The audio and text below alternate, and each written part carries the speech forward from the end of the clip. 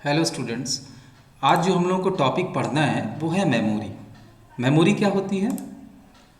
Memory वो क्षमता होती है, भविष्य में कुछ भी स्टोर करके रखने की जो क्षमता होती है वो मेमोरी होती है। A memory is just like a human brain. It is used to store data and instructions. ये सामान्य परिभाषा है इसकी। असल में मेमोरी जो होती है कैपेबिलिटी टू रिमेंबर समथिंग, कुछ भी याद करने की जो क्षमता है उसी को मेमोरी कहा जाता है। जैसे आपकी मेमोरी होती है ना, आप कहते हैं हमारी मेमोरी में ये चीज़ नहीं है, तो सूचनाओं को संग्रहित करने का जो माध्यम है वो मेमोरी है। कंप्यूटर की मेमोरी भी इसी तरह से है, जो भी सूचनाएं या जो भी इंस्ट्रक्शंस अगर आपको भविष्य में इस्तेमाल करने के लिए सेव करने हैं या करेंटली यूज़ करने हैं तो वो कहीं ना कहीं कंप्यूटर में सेव होने चाहिए। तो इसके लिए मेमोरी का इस्तेमाल होता है। सूचनाओं को संग्रहित करने के लिए, चाहे वो भविष्य में इस्तेमाल करना हो चाहे करेंटली इस्तेमाल करना हो, आपको मेमोरी की आवश्यकता पड़ती है। जो पूरी मेमोरी होती है वो छोटे छोटे भागों में बटी होती है जिसको सेल्स कहते हैं। उन्हीं सेल्स के अंदर डेटा स्टोर होता है आपका। अब मेमोरी मेजरमेंट यूनिट्स की बात करते हैं हम। अगर मेमोरी मेजरमेंट यूनिट्स की बात करें तो आपकी मेमोरी मेजरमेंट यूनिट कौन सी हैं? सबसे पहले बिट, जो बाइनरी डिजिट होता है, जो सबसे छोटा होता है। सबसे स्मॉलेस्ट यूनिट जो कंप्यूटर में होती है, डेटा को मतलब मापने की जो इकाई है वो बिट होती है, जो सबसे छोटी होती है। बिट या बाइनरी डिजिट भी बोलते हैं उसको। इसका इस्तेमाल करके आप 0 या 1 के फॉर्म में आप डेटा को स्टोर करते हैं सिस्टम के अंदर, और ये सबसे छोटी यूनिट होती है। और अधिकांशतः 0 और 1 का इस्तेमाल होता है इस तरह की वैल्यूज़ को इनपुट करने के लिए, बाइनरी वैल्यूज़ को इनपुट करने के लिए। और एक या तो बिट में 0 होगा या तो 1 होगा। इसके बाद आती है यूनिट जो है वो निबल, निबल कहते हैं उसको। ये 4 बिट के बराबर होती है। 4 बिट बराबर एक निबल, ये सब चीज़ें आपको याद रखनी है। 4 बिट बराबर एक निबल होता है। उसके बाद बाइट आता है। बाइट क्या होता है? 8 बिट के बराबर एक बाइट होता है। उसके बाद आपका वर्ड आता है, जो कि सामान्यतः बहुत सारी जगहों पर नहीं मिलता है, लेकिन जो वर्ड होता है वो कंप्यूटर वर्ड की साइज की लेंथ होता है। जैसे length of a word is a length of a computer word is called word size or word length. It may be as small as 8 bit, 8 के गुणनफल में ही होता है, या सबसे बड़ा 96 बिट हो सकता है। और कंप्यूटर जो होता है, सूचनाएं जो संग्रहित करता है वो वर्ड्स के फॉर्म में ही करता है अपने अंदर। फिलहाल हमको जो याद रखना है इसमें वो क्या याद रखना है? एक याद रखना है बिट, जो कि सबसे छोटी यूनिट है। उसके बाद निब्बल, जो कि 4 बिट के बराबर होती है। बाइट, जो कि 8 बिट के बराबर होती है। वर्ड आप यह याद रखेंगे वर्ड में कि वर्ड के फॉर्म में ही सूचनाएं संग्रहित होती हैं कंप्यूटर के अंदर, और वर्ड जो होता है 8 बिट या उसके गुणनफल में हो सकता है। मैक्सिमम 96 बिट का एक वर्ड हो सकता है। फिलहाल इसके और आगे चलते हैं हम। एक बाइट जो होता है वो एक कैरेक्टर का है, या तो एक बाइट जो होता है एक कैरेक्टर के इक्वल्स होता है, या तो 8 बिट्स के बराबर होता है। ठीक। अब 1 किलो बाइट जो होता है 1024 बाइट्स के बराबर होता है। ये टेबल आपको याद रहनी चाहिए। 1 मेगाबाइट या एमबी भी कहते हैं फॉर्म में, शॉर्ट फॉर्म में, 1024 किलोबाइट के बराबर होता है। 1 गीगाबाइट 1024 मेगाबाइट्स के बराबर होता है। 1 टेराबाइट जो होता है वो 1024 गीगाबाइट के बराबर होता है। आज की डेट में तो हम टेराबाइट तक ही पहुंचे हैं, क्योंकि आपने देखा होगा हार्ड डिस्क जो आ रही है, हार्ड डिस्क की कैपेसिटी 1 टेराबाइट है, या तो 4 टेराबाइट है, 4 टीबी की हार्ड डिस्क, 5 टीबी की हार्ड डिस्क। अभी हम टीबी तक ही पहुंचे हैं, लेकिन इसके बाद भी होती है स्टोरेज यूनिट, जो कि बड़े बड़े सिस्टम में यूज़ भी की जाती है। जैसे अगर कहीं सर्वर वर्वर है तो वहाँ पर इनकी आवश्यकता पड़ सकती है, बड़ी हार्ड डिस्क की। तो 1 पेटाबाइट, 1 पेटाबाइट मतलब पीबी कहते हैं शॉर्ट फॉर्म में उसको, वो 1024 टेराबाइट के बराबर होती है। 1 एक्साबाइट जो है वो 1024 पेटाबाइट के बराबर होती है। 1 जेटाबाइट जो है, मतलब जेड बी कहेंगे उसको, 1 जेटाबाइट जो है 1024 एक्साबाइट के बराबर होती है, मतलब ईबी के बराबर। 1 योटाबाइट, वाईबी कहेंगे शॉर्ट फॉर्म में उसको, 1024 जेटाबाइट के बराबर होती है, मतलब जेड बी के बराबर होती है। तो ये जो टेबल है आपको ये याद रहनी चाहिए। फिलहाल 1 बिट सबसे छोटी यूनिट है। 4 बिट बराबर 1 निब्बल, 8 बिट बराबर 1 बाइट, और उसके बाद 1 किलो बाइट बराबर 1024 बाइट्स। 1 मेगाबाइट बराबर 1024 किलोबाइट। 1 गीगाबाइट बराबर 1024 मेगाबाइट, और 1 टेराबाइट बराबर 1024 गीगाबाइट। इतना तो कम से कम आपको याद होना चाहिए। इसके बाद हम चलते हैं आगे। आगे क्या है? Memory, types of memory. Types of memory में अधिकांशतः अगर आप बांटेंगे तो मुख्यतः 3 प्रकार की मेमोरी आपको मिलती है। सबसे पहले जो मेमोरी मिलेगी आपको वो कैश मेमोरी होगी। प्रोनाउंस करते हैं कैश की तरह, जैसे पैसा होता है ना, कैश मेमोरी। आप सामने वो देख रहे होंगे, इसका जो डायग्राम है देख रहे हैं आप, सीपीयू बना है, उसके बाद कैश बना है, उसके बाद मेन मेमोरी है। मतलब सीपीयू और मेन मेमोरी के बीच में ये होता है। असल में होता क्या है कि सामान्यतः सीपीयू की जो प्रोसेसिंग स्पीड होती है, कार्य करने की जो स्पीड होती है, वो जो प्राइमरी मेमोरी है उसकी डेटा प्रोवाइडिंग स्पीड से ज़्यादा होती है। तो इससे क्या होता है कि सीपीयू, प्राइमरी मेमोरी मतलब मेन मेमोरी आपकी, इससे क्या होता है कि मेन मेमोरी डेटा उपलब्ध कराता है, सीपीयू काम खत्म करता है और फिर वेट करता है, क्योंकि अगला डेटा उपलब्ध कराने में मेन मेमोरी को समय लगेगा, और इस वजह से कुछ समय तक के लिए सीपीयू आइडियल बैठा रहता है। तो इससे सीपीयू का टाइम वेस्ट होता है। जैसे होता है ना, जैसे मान लीजिए कोई मजदूर हो और एक मिस्त्री हो, मिस्त्री तेज गति से ईंटा जोड़ रहा है और मजदूर आलसी है, वो धीरे धीरे जा रहा है, फिर वहाँ से ईंटा लेके आएगा, जब ईंटा लेके आएगा दोबारा फिर से जोड़ेगा वो, और फिर वो इंतजार करेगा कि वो ईंटा मजदूर फिर से लेकर के आए, तब तो वो डेटा मतलब वो तो ईंटा जोड़ेगा। तो जैसे मिस्त्री और मजदूर के बीच में अगर एक आलसी मजदूर लेके आ जाइए आप और तेज मिस्त्री लेके आ जाए, वही स्थिति आपकी सीपीयू और प्राइमरी मेमोरी के बीच में होती है। प्राइमरी मेमोरी डेटा धीमी गति से उपलब्ध कराता है, जबकि सीपीयू के कार्य करने की स्पीड ज़्यादा तेज होती है। तो इस समस्या से बचने के लिए एक हाई स्पीड सेमीकंडक्टर मेमोरी को लाया गया, जो कि सीपीयू और मेन मेमोरी के बीच में लगाई जाती है, जो तेज गति से काम करती है मेन मेमोरी की तुलना में। इसकी डेटा प्रोवाइडिंग स्पीड काफ़ी तेज होती है। इस वजह से ये मेन मेमोरी से डेटा को ट्रांसफ़र करता है अपने अंदर, और जब भी सीपीयू को डेटा की आवश्यकता पड़ती है उसको उपलब्ध करा देता है। और जिस बीच में सीपीयू काम कर रहा होता है उसी बीच में वो प्राइमरी मेमोरी मतलब मेन मेमोरी से डेटा को ट्रांसफ़र करके अपने पास रख लेता है, जिस पर आगे काम करना है सीपीयू को। और जैसे ही वो खाली होता है तुरंत उसको डेटा उपलब्ध करा देता है। इससे क्या होता है कि आपके जो रैम की जो सीपीयू के कार्य करने का टाइम है वो नुकसान नहीं होता है, वो लगातार कार्य करते रहता है। और जो ये आपका ये है कैश मेमोरी है, ये भी दो तरह की होती है। एक L1 कैश होता है और एक L2 कैश होता है।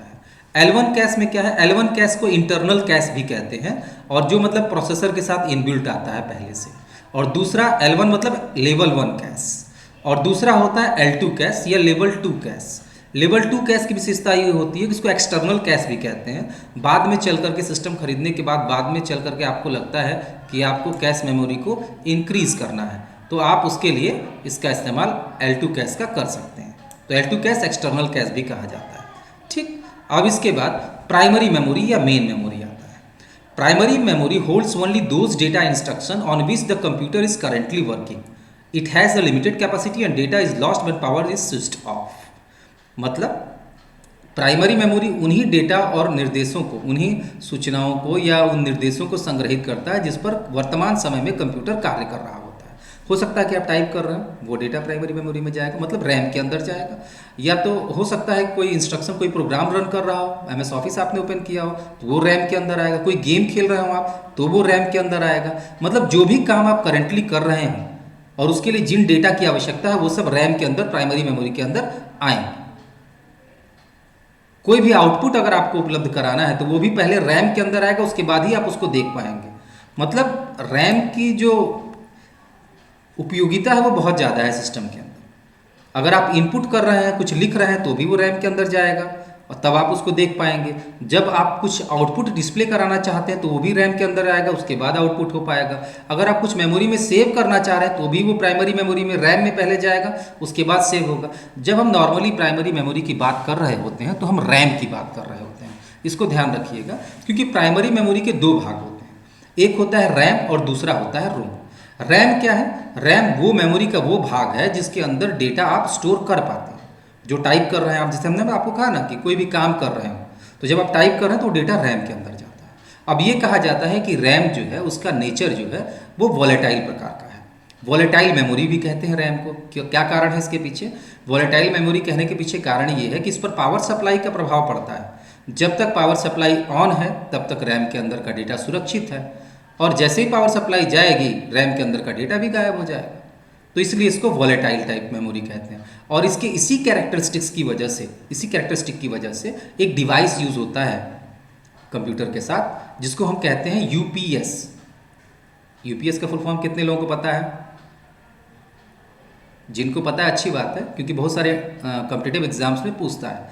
यूपीएस अनइंटरप्टेड पावर सप्लाई होता है, वो सीपीयू और पावर सप्लाई के बीच में लगा होता है। उसका काम क्या होता है, वो थोड़े समय के लिए आपको पावर बैकअप उपलब्ध कराता है। मान लीजिए आप काम कर रहे हैं कंप्यूटर पर, एकाएक बिजली चली गई और अगर यूपीएस नहीं है तो आपका कंप्यूटर बंद हो जाएगा, तो जो भी काम आपने किया होगा वो सब गायब हो जाएगा। लेकिन अगर आपने यूपीएस लगाया हुआ है तो आप जब काम करके, जैसे एकाएक अगर मान लीजिए बिजली चली गई तो यूपीएस आपको पावर बैकअप देगा, वो टीट टीट की आवाज़ करता है और आप अपने किए हुए काम को सेव कर सकते हैं। आप सेव कर लीजिए, फिर भविष्य में जब भी आवश्यकता हो आप उसको ओपन करके उसका इस्तेमाल कर सकते हैं। सेव करेंगे तो वो सेकेंडरी मेमोरी में जाएगा। सेकेंडरी मेमोरी एक अलग कंसेप्ट है, आगे उस पर चर्चा करेंगे। जब तक आप सेव नहीं करते हैं तब तक डेटा आपका प्राइमरी मेमोरी में रहता है। अब प्राइमरी मेमोरी को भी दो भागों में इन्होंने डिवाइड किया है। एक क्या है, रैम, रैंडम एक्सेस मेमोरी, और दूसरा क्या है, ROM, read only memory. RAM random access memory is the hardware in a computer device या computing device where the operating system application programs and data in current use are kept so that they can be quickly reached by the device processor. RAM is the main memory in a computer. RAM जो होता है वो main memory होता है computer के अंदर, इसको main memory भी कहते हैं। और ये वो भाग है कंप्यूटर का जिसके अंदर करेंटली इस्तेमाल होने वाले सारे प्रोग्राम, चाहे वो ऑपरेटिंग सिस्टम ही क्यों ना हो, सेव होता है। या कोई सॉफ्टवेयर, कोई डेटा भी आप इनपुट कर रहे हैं तो वो प्राइमरी मेमोरी के अंदर, रैम के अंदर ही सेव होता है, और इसी को मेन मेमोरी भी कहते हैं। अब रैम के भी दो भाग बताए गए। रैम के दो प्रकार होते हैं, एक होता है स्टैटिक रैम जिसको एस रैम कहते हैं, और दूसरा होता है डायनेमिक रैम, मतलब डी रैम जिसको कहते हैं। अब स्टैटिक रैम की विशेषता क्या है कि स्टैटिक रैम तो वोलेटाइल नेचर में होता है, इसमें कोई दो राय नहीं है। लेकिन स्टैटिक रैम की विशेषता क्या होती है सॉरी, स्टैटिक रैम फास्ट होता है, तेज गति से काम करता है डायनेमिक रैम की तुलना में। इसके अलावा ये तब तक अपने डेटा को बचाए रखता है जब तक पावर सप्लाई ऑन है। इसमें किसी तरह की किसी इलेक्ट्रॉनिक सर्किट की आवश्यकता, रिफ्रेशमेंट सर्किट की आवश्यकता नहीं पड़ती है। ये कैश मेमोरी की तरह भी इस्तेमाल होता है, इसको रिफ्रेश करने की आवश्यकता नहीं है, तेज गति से काम करता है, लेकिन थोड़ा महंगा होता है, साइज इसकी थोड़ी ज़्यादा होती है और पावर थोड़ा ज़्यादा कंज्यूम करता है। ये स्टैटिक रैम की विशेषताएं हैं। डायनेमिक रैम के साथ क्या है, डी रैम। डी रैम के साथ सबसे बड़ी समस्या क्या है कि इसको एक रिफ्रेशमेंट सर्किट की आवश्यकता पड़ती है। इसके अंदर के डेटा को बचाए रखने के लिए हर छोटे से कुछ मिली सेकेंड के बाद डेटा को रिफ्रेश करने की आवश्यकता पड़ती है। अगर ये रिफ्रेश नहीं होंगे तो उसके अंदर का डेटा भी गायब हो जाएगा। मतलब पावर सप्लाई भले ऑन रहे आपकी, लेकिन अगर रिफ्रेशमेंट सर्किट नहीं है, अगर हर छोटे अंतराल के बाद डेटा को रिफ्रेश नहीं किया जा रहा तो इसका डेटा गायब हो जाएगा। कई बार कॉम्पिटिटिव एग्जाम में पूछ देता है कि ऐसा कौन सा रैम का प्रकार है जिसके अंदर के डेटा को रिफ्रेश करने की आवश्यकता पड़ती है, तो वो डायनेमिक रैम है। उसके अंदर के डेटा को बचाए रखने के लिए हमको रिफ्रेशमेंट सर्किट की आवश्यकता पड़ती है। अब देखिए, डी रैम ज़्यादातर सिस्टम में इस्तेमाल होते हैं। कारण क्या है कि ये एक तो सस्ते होते हैं और दूसरा साइज़ इनकी छोटी होती है स्टैटिक रैम की तुलना में। अब इसमें इसकी ड्रॉबैक्स हैं, जैसे शॉर्ट डेटा लाइफ टाइम, इसके अंदर डेटा ज़्यादा देर तक सुरक्षित नहीं रह सकता अगर इसको रिफ्रेश न किया जाए कंटिन्यूसली, तो इसको रिफ्रेश करने की आवश्यकता पड़ती है। ये स्लोअर होता है स्टैटिक रैम की तुलना में, ये रैम के स्थान पर ही यूज़ होता है, इसको आप कैश मेमोरी की तरह यूज़ नहीं कर पाते ये। लेकिन इसके फ़ायदे भी हैं। फ़ायदा क्या है, साइज़ इसकी छोटी होती है, एक्सपेंसिव मतलब खर्चीला कम होता है, कम दाम का मिलता है, पावर कम कंज्यूम करता है। तो डायनेमिक रैम और स्टैटिक रैम में अगर आपको मोटे तौर पर याद रखना हो तो ये याद रखेंगे कि स्टैटिक रैम तेज़ गति से काम करता है, स्टैटिक रैम महंगा होता है, स्टैटिक रैम पावर ज़्यादा कंज्यूम करता है। डायनेमिक रैम के बारे में क्या याद रखेंगे, डायनेमिक रैम के अंदर के डेटा को बचाए रखने के लिए एक रिफ्रेशमेंट लॉजिक सर्किट की आवश्यकता पड़ती है। हर छोटे अंतराल के बाद डेटा को रिफ्रेश करने की आवश्यकता पड़ती है। डायनेमिक रैम छोटा होता है साइज़ में, सस्ता होता है, लेकिन धीमी गति से काम करता है स्टैटिक रैम की तुलना में। ठीक, इतना याद करना है आपको, बहुत ज़्यादा नहीं है। लेकिन देखिए होता क्या है ना कि फंडामेंटल पढ़ते समय आप बोर बहुत होते हैं, और सबसे बड़ी समस्या क्या है कि फंडामेंटल से बहुत सारे क्वेश्चन कॉम्पिटिटिव एग्जाम्स में पूछे जाते हैं। तो हमारा लक्ष्य क्या है, किसी तरह ट्रिपल सी पास कर लेना कि किसी तरह वो लेवल पास कर लेना, नहीं ना, बस यही पास करके तो काम चलेगा नहीं। हमको तो आगे चलना है, कॉम्पिटिटिव एग्ज़ाम्स भी देने हैं, उनकी परीक्षाएं भी पास करनी है। तो इसके लिए ज़रूरी है कि आप ये छोटी छोटी चीज़ों को संग्रहित करते रहिए। देखिए, सफल आदमी जो है ना, वो वही काम करता है जो असफल आदमी भी करता है। लेकिन सफल आदमी के काम करने का तरीका थोड़ा सा अलग होता है। तो आप अपने काम करने के तरीके को थोड़ा अलग कर लीजिए। बहुत सारे लोग इससे बोर होंगे, आप बोर मत होइए, क्योंकि बोर होंगे तो आगे समस्याएं बढ़ेंगी आपकी। चलिए खैर आगे चला जाए। आगे क्या है, रोम, रीड ओनली मेमोरी। ये भी बड़ा इंपॉर्टेंट पार्ट है कंप्यूटर का, क्योंकि रैम, देखिए रैम का फुल फॉर्म ही है रीड ओनली मेमोरी। इसमें इसका मतलब यही है कि आप इसको सिर्फ रीड कर सकते हैं, इसके अंदर लिख नहीं सकते। इस तरह की मेमोरी जो होती है नॉन वॉलेटाइल होती है। नॉन वॉलेटाइल मतलब इस पर पावर सप्लाई का कोई प्रभाव नहीं पड़ता। इसके अंदर का जो डेटा होता है, जैसे उसके अंदर जो डेटा लिखा हुआ है, वो ऐसा नहीं है कि पावर सप्लाई चली जाएगी तो गायब हो जाएगा, नहीं, वो परमानेंट टाइप की मेमोरी होती है। उसके अंदर का स्टोर किया हुआ डेटा तब तक सुरक्षित रहेगा जब तक पावर सप्लाई आपकी, पावर सप्लाई रहे चाहे पावर सप्लाई न रहे, उससे कोई फर्क नहीं पड़ता है।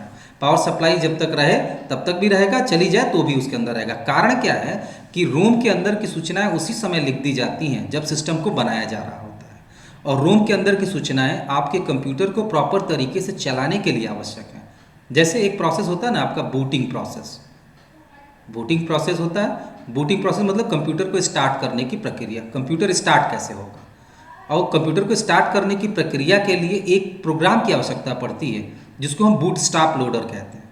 और वो बूटस्ट्रैप लोडर नाम का प्रोग्राम जो है वो स्टोर होता है रोम के अंदर ही। अगर रोम के अंदर वो प्रोग्राम नहीं होगा तो आपका कंप्यूटर स्टार्ट ही नहीं होगा।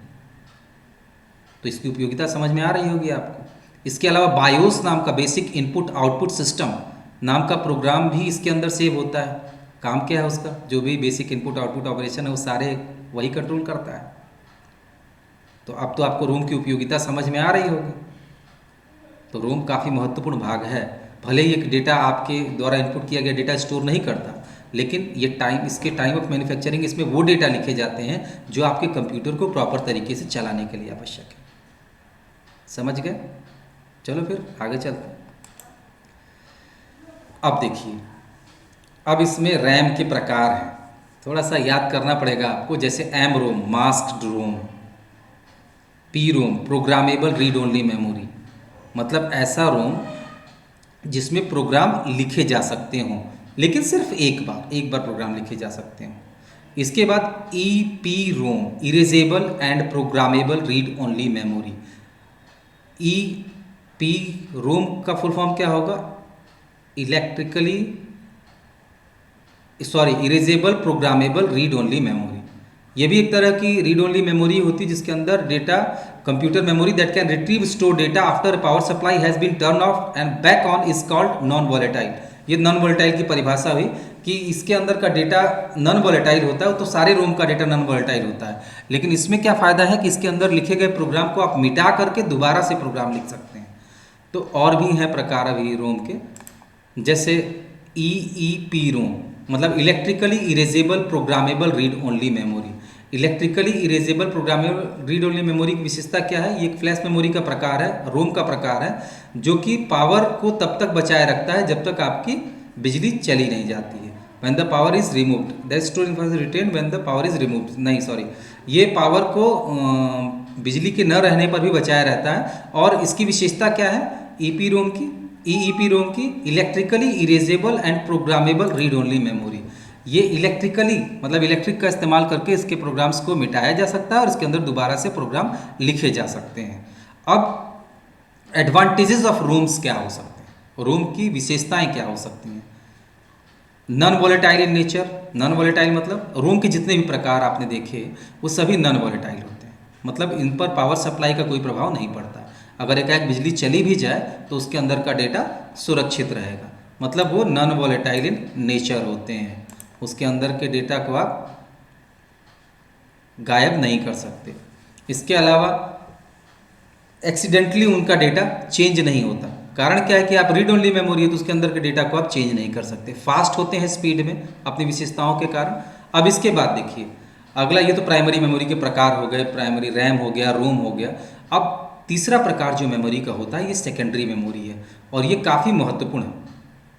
क्यों महत्वपूर्ण है, क्योंकि सेकेंडरी मेमोरी ही वो स्टोरेज एरिया है जहाँ पर आपका ओरिजिनली डेटा भविष्य में इस्तेमाल करने के लिए स्टोर होता है। ये मेमोरी का वो प्रकार है जिसको एक्सटर्नल मेमोरी भी कहते हैं सॉरी, या नॉन वॉलेटाइल भी कहते हैं। नॉन वॉलेटाइल क्यों कहते हैं, क्योंकि इसके अंदर पावर सप्लाई का कोई प्रभाव नहीं पड़ता। ऐसा एक बार आपने डेटा स्टोर कर दिया तो वो तब तक संरक्षित रहेगा जब तक आप उसको डिलीट ना कर दें, खुद ना मिटाएं। अगर नहीं मिटाया आपने तो सुरक्षित रहेगा, या तो कोई फिजिकल डैमेज आ जाए तब गायब हो जाएगा डेटा। अब इसकी थोड़ी सी ड्रॉबैक ये होती है कि थोड़ा धीमे होता है मेन मेमोरी की तुलना में। इसका इस्तेमाल अधिकांशतः डेटा को परमानेंटली स्टोर करने के लिए किया जाता है, और जब भी सेकेंडरी मेमोरी का इस्तेमाल आपको करना पड़ेगा तो प्राइमरी मेमोरी के थ्रू ही आप करते हैं। कोई भी डेटा अगर सेकेंडरी मेमोरी से आपको रीड करना है तो वो प्राइमरी मेमोरी मतलब रैम के अंदर आएगा, तभी आप रीड कर पाएंगे। और कोई भी डेटा अगर आपको सेकेंडरी मेमोरी के अंदर सेव करना है तो पहले वो रैम के अंदर जाएगा, उसके बाद जाकर के सेव होगा, है ना। तो अब इसके प्रकारों में बहुत सारे प्रकार हैं स्टोरेज डिवाइसेस के। सेकेंडरी स्टोरेज डिवाइसेस के जैसे फ्लॉपी डिस्क है, मैग्नेटिक टेप है, हार्ड डिस्क है। हार्ड डिस्क मेमोरी का वो प्रकार होता है जो आपके सिस्टम में लगा होता है। आपके सिस्टम में सेकेंडरी मेमोरी का वो प्रकार जो लगा होता है उसको हार्ड डिस्क कहते हैं। उसके बाद C D ROM disk, C D R W disk, USB flash drive. USB flash drive मतलब आपका जो पेन ड्राइव एंड ड्राइव होती हैं वो सब। इस तरह से बहुत सारे एक्सटर्नल स्टोरेज डिवाइस आज की डेट में तो आ गए जिनका इस्तेमाल आप कर सकते हैं अपने डेटा को स्टोर करने के लिए, हमेशा परमानेंटली स्टोर करने के लिए। इनमें से कुछ जो मेमोरी डिवाइसेस होते हैं वो ट्रांसपोर्टेबल होते हैं, इजीली ट्रांसपोर्टेबल होते हैं। मतलब जैसे फ्लॉपी हो गया, सीडी डीवीडी हो गई, या पेन ड्राइव्स हो गई, या आसानी से एक स्थान से दूसरे स्थान तक लेके आप जा सकते हैं। लेकिन कुछ ऐसी होती हैं जिनको थोड़ा कठिन होता है ट्रांसपोर्ट करना। जैसे अगर हार्ड डिस्क है तो हार्ड डिस्क साइज़ में बड़ी होती है और नॉर्मली सिस्टम के अंदर लगी होती है। एक्सटर्नल हार्ड डिस्क अगर ना हो तो उसको एक जगह से दूसरी जगह ले जाना थोड़ा कठिन काम होता है। इसकी पॉपुलैरिटी सबसे ज़्यादा बढ़ने के पीछे कारण इसकी ट्रांसपोर्टेबिलिटी ही है, क्योंकि आसानी से हम डेटा एक जगह से दूसरे स्थान तक लेके जा सकते हैं इसका इस्तेमाल करके। अब सेकेंडरी मेमोरी में भी अगर आप देखें तो आगे चल करके ये तो मान लीजिए सेकेंडरी मेमोरी हो गया आपका। अब इसके बाद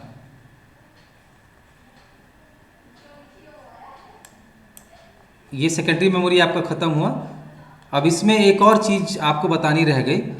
ये शायद ये प्रोग्राम बंद हो गया, 1 मिनट रुक जाइए, बस 1 मिनट बस। अब सेकेंडरी मेमोरी में एक चीज़ होती है, जैसे आप चाहते हैं आप डेटा स्टोर करना चाहते हैं सीडी में, डीवीडी में, या हार्ड डिस्क में, तो होता क्या है कि आपकी डिस्क जो होती है, डिस्क में कई सारे कंसंट्रेटिक सर्कल्स होते हैं इस तरह से, और उसके बाद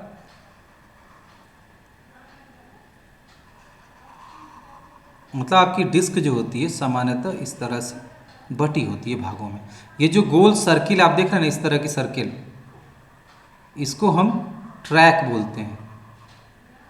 ये आपका ट्रैक है, और ये जो छोटे छोटे भाग बने हुए हैं इनको सेक्टर कहते हैं। असल में आपका डेटा जो स्टोर होता है वो इन्हीं सेक्टर्स में स्टोर होता है। आपकी पूरी डिस्क जो होती है वो ट्रैक और सेक्टर में बटी होती है, ठीक है।